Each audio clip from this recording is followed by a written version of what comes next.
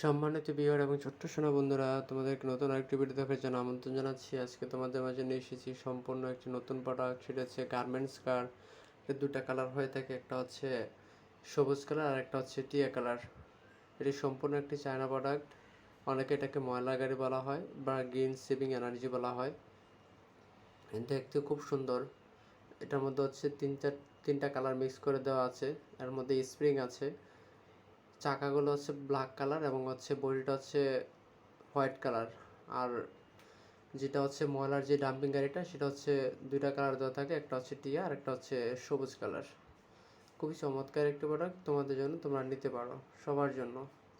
সবাইকে অসংখ্য ধন্যবাদ। আশা করি তোমরা সবাই আমার সাথেই থাকবে। তোমাদেরকে নতুন আরেকটি ভিডিওতে দেখা হবে তোমাদের সাথে।